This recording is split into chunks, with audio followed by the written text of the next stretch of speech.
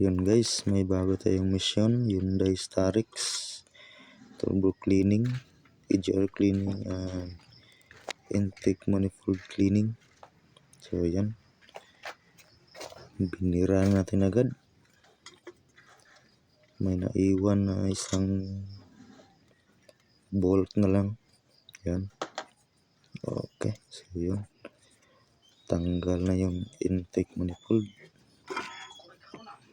So yun, observe natin, medyo ngit-ngit na siya, ngit-ngit na ang paminaw. Medyo maitim na siya.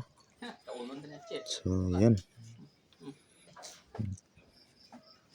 kinalat lang muna natin yung mga tinanggal natin. Yan, yan dyan. Tapos labhan natin yung intake manifold at saka yung ano yun, turutot.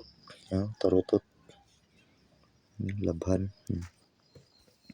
So yan, medyo pass forward, kinabit na natin. Silip-silip natin, baka may naiwan na bolt o hindi natawad na bolt. So okay naman. Yan, okay, start na lang kulang. Okay. Medyo nagabihan, gabi na talaga, madilim na. Okay, start.